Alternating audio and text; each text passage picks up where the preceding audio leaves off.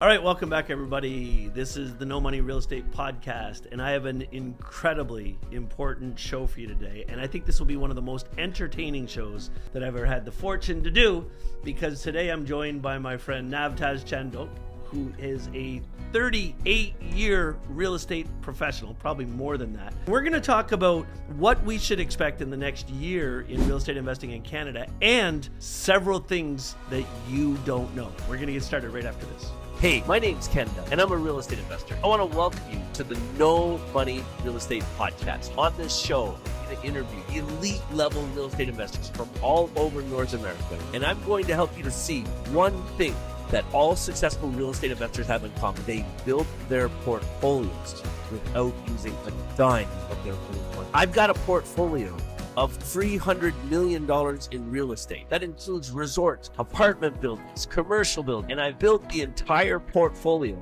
without using a dime of my own money. Real estate is a business that anybody can get into, but the strategies that those tight real estate investors use to build massive portfolios have been kept secret for decades. Now, because of this show, I'm going to reveal them to you. So let's get started. Nav, welcome to the studio, brother. Good to see you, man. Glad to see you, my friend. I can't believe, because I follow you online and we stay in touch online, but it's been 5 years since the last time we actually got together and chatted. Exactly. 5 years ago, we had a lunch together. Yeah. So we actually started this podcast about 45 minutes ago. We just forgot to hit record because as soon as we started talking, stuff started coming out. But first thing I'd like you to do for everybody is introduce yourself. Tell everybody a little bit about your background, how you got into real estate investing, and what are you really passionate about? Well, my passion came in 1981. Not too far from here, somebody called me. I work as an engineer working for Atomic Energy of Canada, designing a nuclear plant in Bruce. And my job was to design an emergency water system to the reactor. So I was one of those guys. Somebody called me in from Pickering and said, listen, we're going to become homeless. I said, what? Do people become homeless? Yes. We lost our job. CABC is pulling the power sale on us, and we have only 15 more days to go. Can you come and help me? And I said, I know nothing about power sale. I'm new to Canada. Don't know anybody become homeless. Why will bank do that? I end up helping a family, knowing nothing about real estate, flipping the property, not knowing I'm flipping it, and made $42,000 profit.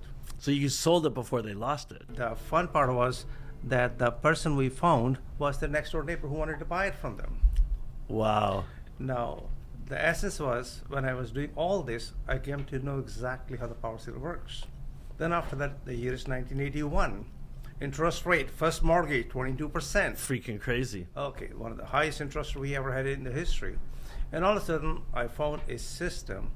I have only 3 pieces of paper. I go in, and people call me, by losing the home to the bank, I can help you out. If I can, I will. If I can't, I'll still help you out. Then I say, listen, since you called me, I'm going to help you out. You're not going to become homeless. I'm going to get you first and last month rent. I'm going to get you moving expenses. I'm going to take care of your credit. I'm going to help you to downsize with the dignity. That's I promise you. It won't cost you a dime. Right. And that's a good deal for the day. And this is how I transitioned from engineering to real estate in 81. Wow. And from there on, I started helping my friends. They listen, you know why you're working for $3 an hour, making $6,000 a year, where you can make $100,000 a year. And people say, oh, that must be criminal. Yeah, it's got to be a scam. Can you really flip houses? Is it a criminal thing? Is it a scam? What are you trying to pull? It's just like anything else.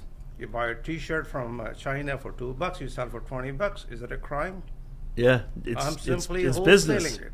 And I'm still selling. I'm buying it at a huge discount and selling it for less. And this is what I'm doing. You want to buy a house, you want to buy 20% cheaper than the market value, minus 20%, that's your sale price.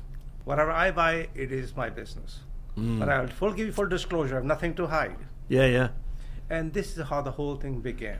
And about 93, then I started helping a lot of families. Then I said, a couple of friends said, okay, why don't you start teaching? Me teaching? Are you kidding me? I know nothing about it. I said, no, you're doing it.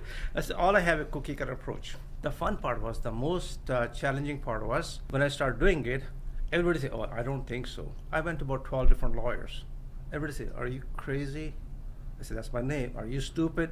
That's my second name. Are you dumb? I said, that's my family name. Okay, whatever you want to call me. But the funny thing is, eventually I met a lawyer. He said, no, every contract is assignable. And he said, I can explain to you how to work with it. And that lawyer helped me out. Then all of a sudden, a lot of gates open up. Every lawyer in the city want to work with you. Every banker want to work with you. And every private mortgage lender want to work with you because nobody want to go through the power sale. Nobody want to put a family through hell. Yeah. So all of a sudden I made two promises to myself. Anybody call me within anywhere from Canada, I'm going to help them out, period. Hands down. Whether I make a dime or not, that's not the point. Yep. Second thing, nobody need to become homeless. There are so many facilities available for you. All you need to have information, give it to them, and they can have a fresh start. So anybody that's in that situation, they really become paralyzed by just not knowing what to do. Well, here is the scenario. Majority of Canadians or even realtors or mortgage professionals don't have enough knowledge about what happens when somebody defaults. Right. Now, the big guys default, small guys default. Now we have 3 different or 4 different procedures in Canada. In Ontario, you use the power of sale. People are familiar with the foreclosure. How about other 2 of them? Now, there is something called civil enforcement. We'll talk a little bit more about it. And also, there's something called insolvency and bankruptcy insolvency. That's a different issue. This is where the big boys goes and everything go through the court. Mm-hmm. The funny part is that all 4 of them offer you tremendous amount of opportunities. Not opportunity for the homeowner, they offer opportunity for an investor because we know how, we have the know-how, we can save all the money. And Right. everybody deserves a second chance. I strongly believe in that. You know, we all gonna hit the ground one day. We all gonna make mistake. All real estate investment are risky. And regardless of who you are, what you're going to lose some money. So be it. That's the nature of the beast.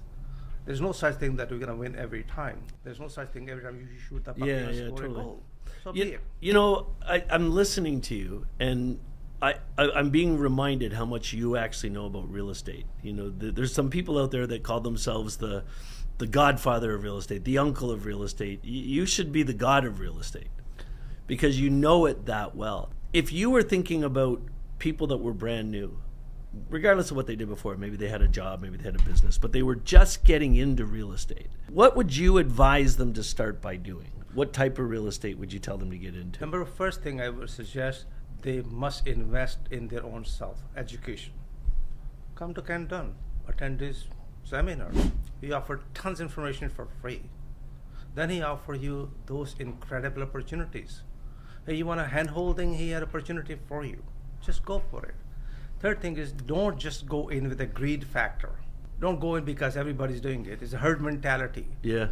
You're going to get hurt, period. Just like Warren Buffett say, you know, when the tide is high, nobody knows. When the tide goes low, we know who was swimming naked. Yep. And that happens all the time. Education is the most important part of it.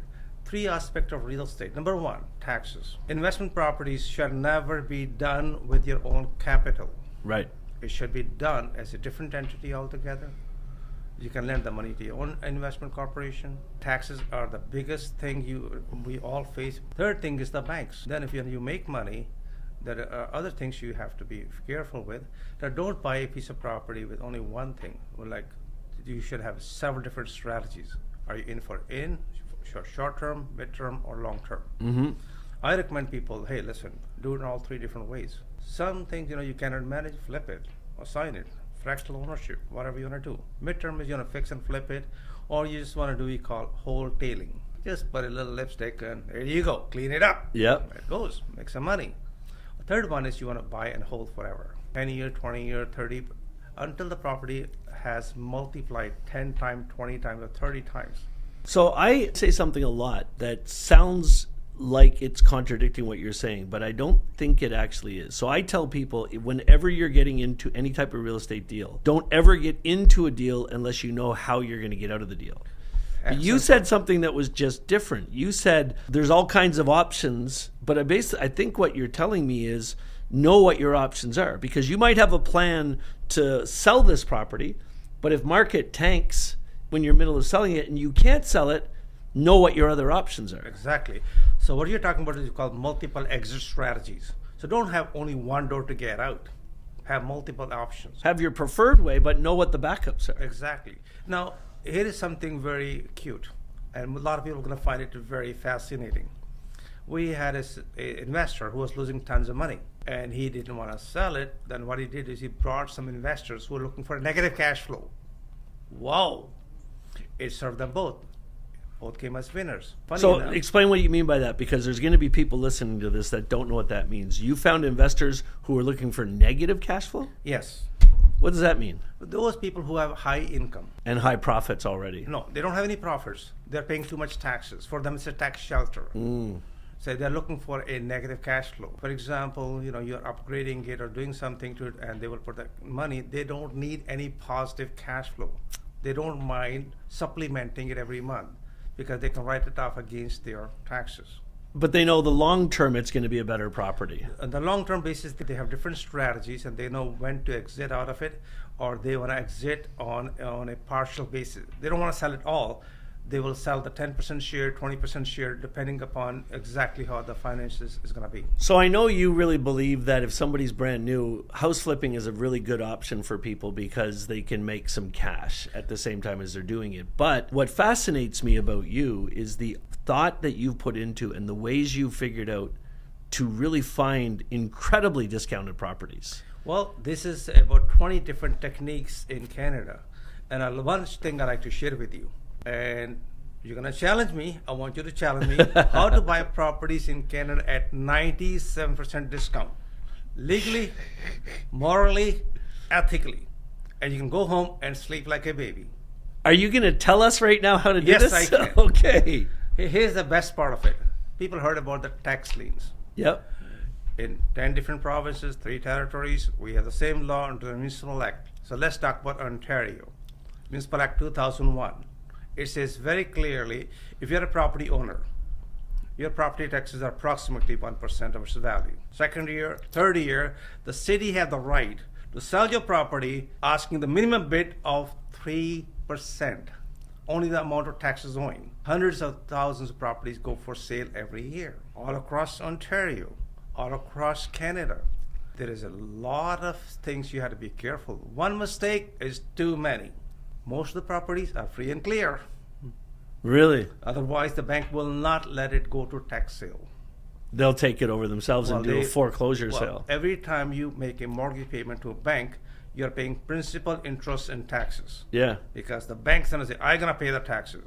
Anybody who's a lender don't want to be on the second position with the tax man in Canada. So that's why you will see hundreds of property coming. So what happened to those people? There are great deals and at 97% discount. But again, it doesn't come that easy. You have to understand the in and out. You have to learn all the different strategies. You have to understand the law. Third thing, you need to have all the cash. And some deals you can close. Another part is that in Canada, the law is written in such a way to protect both parties. Okay. The law is to protect the banker, the cities, and of course the homeowner. In the wild, wild west, Eastern Canada, I call it, the laws are very favorable to the homeowners. Right. In the Eastern Canada, Ontario is made for investors only. Why? Oh, a power sale is very fast. Foreclosure take a long time. Same thing with tax sales. So in Ontario, you bought a property, and you have 10 days, you can't do nothing about it.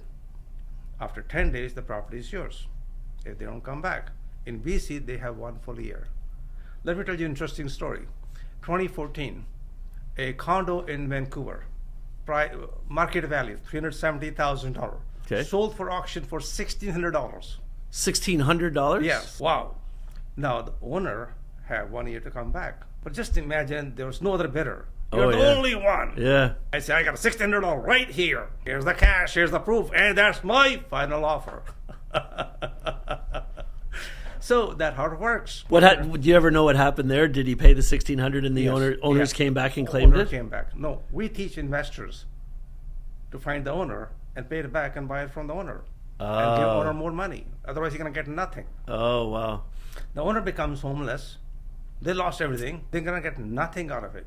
If the cities sell the property for the amount of taxes owing, the owner get nothing. Hold on. Let me just make sure I caught that right. Okay. So in British Columbia, the owner has a year Yes. to get his property back. So Okay, if it goes to 10 days. So in BC, if somebody goes to a tax sale and their place is sold for $1,600, they can come back in a year. Right. And what do they have to pay to get that property back? $1,600. all the taxes they're owing back. That's it. They just have to pay those taxes. That's it. So you'll see that happening. You'll go find the owner. Exactly. And you'll cut a deal with the owner. Exactly. And say, I'll give you 50 grand for that property. No, I'm gonna say I'm gonna give you a lot more.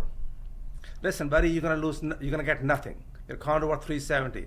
How about I offer you half the money today and problem's over? 150 grand. Well, half the money, 50 cents on a dollar. Would that be good? Or you'd rather get nothing or 150,000. I'll write you a check. I got 1 year to figure out the money.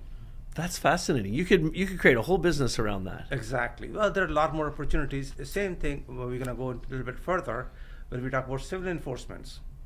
Now, that's a very scary part of it. The majority of Canadians think, oh, when you own a property, your obligation is toward the mortgage. No, sir. You have signed your name. What does that mean? Now, people have credit card debts. Mm-hmm. Credit card. Now, this is the number one industry in the universe. They spend more money on the advertisement, but you do not know that. Sure. Okay, credit card, Amex, you name it. MasterCard. You got a credit card. Yep. In Ontario. Or you got a line of credit, secured line of credit, personal line of credit, HELOC, whatever you have. You didn't make a payment for 3 months. What are the lender going to do? They go to the bank, they go to the court, got a judgment against you. Then now they got a judgment. Now they're going to take the judgment for the reinforcement to the sheriff's office, and every asset you have is up for sale. Oh yeah, that's right. Okay, let's say you own a piece of property worth $1 million. Yep. You owe $10,000 to ABC Credit Company. They'll sell your house for $10,000. They're going to auction your house for $10,000, but they have some guidelines. Now, under the Ontario, there's something called Sheriff's Land of Sales. Under the Civil Enforcement Act, it's a proper act, and they give you the guidelines. And the judge wanted to be careful, and some of these things will simply go in an auction. You can go in the auction. You can start bidding. Like every time I go in a bidding, I'm a stupid and funny guy. And are the auctions all done online now? No, in person. Oh, wow. Most of them are in person now, but otherwise it was at one time online. When you go in there, I have a funny way of doing things. I'll go in, walk in the room. I'll yell and scream. My offer and final offer is $2, and that's my final offer. People say, what the heck are you doing? I'm putting up a show. I'm a good actor. People are thinking, hey, the property worth $500,000. Why this guy screaming for $2? Maybe there's something wrong with it. And he thinks it's a final offer. Can I change my mind? Absolutely. Sure, you can. Change my mind. Yeah. The fun part was this fun is most of these properties, there are certain requirements. Sometimes they want to have 2 bidders, or they just have enough time. But some of these auctions are final. But the drawback is, if you do not know the Civil Enforcement Act, you're going to get yourself deep in the water. You will never get out. You're going to end up filing a bankruptcy. One mistake in real estate is too many mistakes. Yeah, exactly. So never ever have uneducated investor go in. It's just like gambling. Okay, putting everything on the house. I'm going to buy a lottery for $1 million. Come on. Yeah. Do you stand a chance? Not really. So please don't gamble it. Get proper education. All right, so we could talk for hours. I want to spend some time talking about the next 12 months. So we've seen a lot of craziness in Canada in the last 12 months. We've seen basically a government be overthrown. Well, it wasn't really overthrown. The Prime Minister just stepped down because he was pretty well forced to by it. He admitted it in his speech that his own party pushed him out. Yes. And there's a new government coming in. We've got, I don't even know what I want to call that dude in the States, but he's threatening to buy Canada, to buy Greenland, to close the borders. Fascinating. What I'm interested in knowing from you, or for you to share with the audience, is all of this political unrest that's happening in Canada, in America, and around the world. How does that affect real estate in Canada? Well, if you look at the demand, Alberta is calling. A lot of people have moved from BC to Ontario to Alberta. Alberta is still going to boom because it's the most affordable part to go. Winnipeg is the second part of it. But now, what happened all of a sudden? Canada has changed the immigration policies. They're bringing brand new people. It's not nobody going to be there. There's still going to 500,000 people going to come in.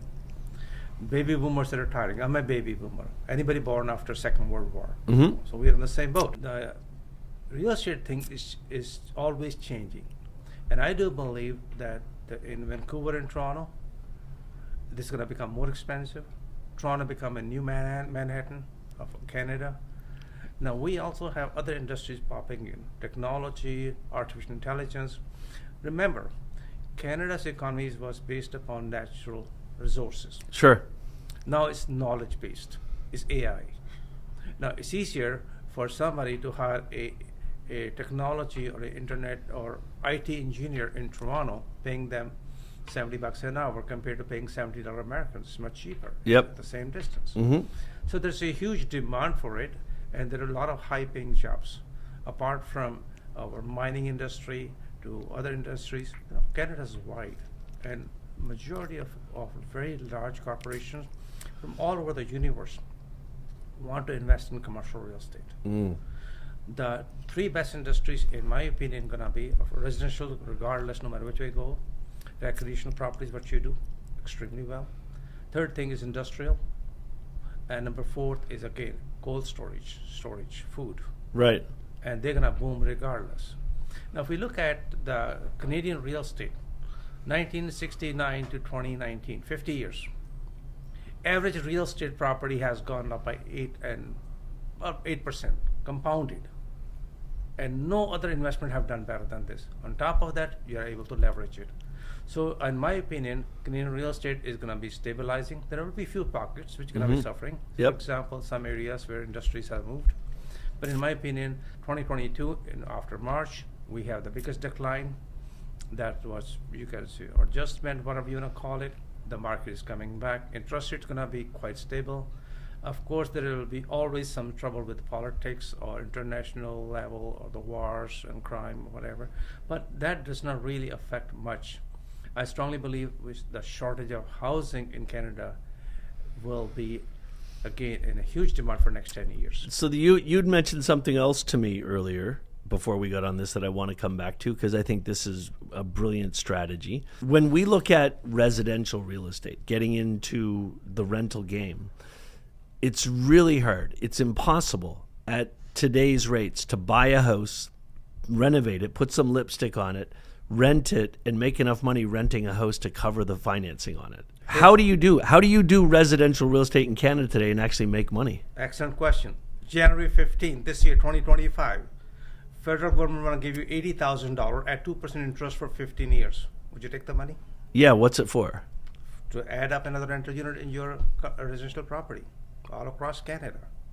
Now, the province of Ontario has a Ontario renovation program. They give you $75,000 forgivable. If you are in Vancouver, they give you $40,000 totally forgivable. If you're in Alberta, they're only giving $10,000. This is why I always mention that you get to know your benefits. These grants are handed to you as to a homeowner. Now you can add up whether you want to add up a garden suite or you want to call basement suite or whatever you want to call it yourself.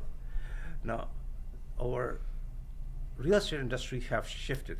Once upon a time, you're 16, 18, you leave home and you're independent. Now we have sandwich families. And typically, Canadian family, there are three families living in it. Parents, children, and grandparents. Yeah. And the children who are living there, they're in 30s. They don't have enough money to save. So again, they are living with the parent, they're sharing the expenses, and there's another one called house hacking, where people are sharing ownership and so on. But if you're an investor, you look at it, okay, how can I borrow money? Where can I borrow money? Mom and dad is financing majority of the properties in Canada, maybe 35 to 40%. But again, regardless, here is the question I'd like to ask you, and maybe you can rephrase the question back to me. Should you buy your principal residence first, or should you buy investment property first? I have an answer to that, but I would, well, I'll tell you what I think just off the top of my head, and you tell me if you agree or disagree with me. I would say you buy a duplex first, and you house hack yourself, and Exactly. you live in the rental property. See, you're a very smart person. I respect you from long time. The reason I ask you, because we want to give two different opinions, two different ideas. Now, for me, the way I look at it, if you come to me and say, should I buy investment property or residential property? Say, I'm very biased. I'll tell you. Yeah. I want you to buy investment property. Why? You have all the tax benefits. And you can buy with no money down. Yeah. And you don't have to worry about it. You can have a cash flow. Yep. You can increase your income. What are you going to buy a house for? It's a liability. So my opinion to majority of investors are, Are you relying only on one income? That's a dangerous way of living in Canada, my friend. People lose their jobs overnight. Yep. You should have multiple sources of income. And having investment property is a great one. Now, if you don't have enough money, work with Ken. Buy one of his products. Be a JV partner. Have some money coming in. Even you're getting 8% return, it's a good money. You believe that somebody should do what we talked about, buy a rental property, buy a duplex or a triplex, live in one unit. But let's talk about the details of that. You think they should buy it in their personal name, or should they start a corporation and buy it through the corporation and rent one of the apartments from themselves, the owner of the corporation? That's a question you need to talk to your lawyer and CPA together. You want to see the pros and cons of tax benefits, capital gains, or is it active or inactive. In Canada, you'll be surprised, majority of people do not realize that how your income is being taxed. Right. If you are an active corporation, less than $1 million, $500,000 is 11%. On the other hand, you might be in a 46%, 45% tax bracket. So again, these are pros and cons, and it may not one solution won't fit everybody. Right. So again, from time to time, somebody who's like high income earner, I had a couple, I was giving a coaching for 1 hour, and they say, we are making $300,000. And I said, okay, but you guys are broke. Your credit cards are freaking full. You are living a very different lifestyle. You're driving a nice BMW. You don't need to have it. It's just to show off. You live in a big house, there are big parties, eat, drink some coffee for $5. I mean, you're totally broke. And then you're going to remain broke for the next 10 years. Yep. Oh, but we have a job. I say, what guarantee do you have your job tomorrow? Google have introduced all the AI and everybody else. Your IT job will be disappear. What happened? Yep. And all of a sudden I have to bring them back, and they say, listen, you need to have some assets. Income producing assets. They say, what the heck is that?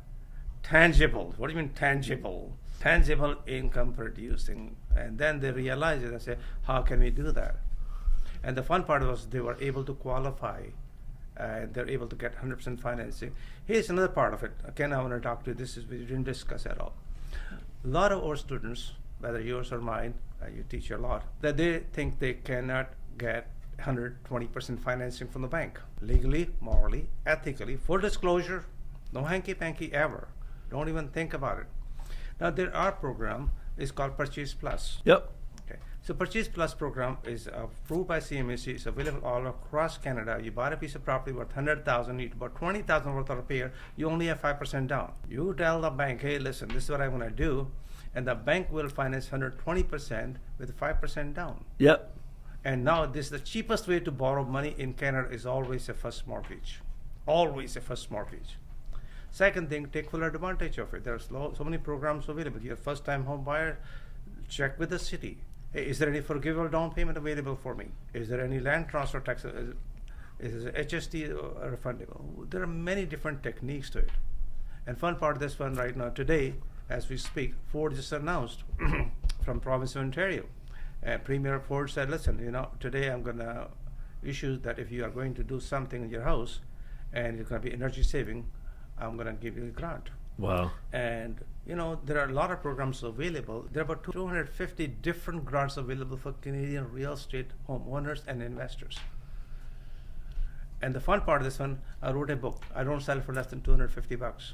This small book is saving $50,000. But it's got every grant in Canada listed in that book. And some of these grants have expired, and they will really come back. Listen, Nav, we've run out of time, but people are going to want to keep talking to you. You've just tipped the iceberg here. What do you want me to give them? How do you want people to get a hold of you if they're interested? Well, the best thing to get hold of me is on WhatsApp, 1-416-409-7300. Text me anytime. You get a quick reply.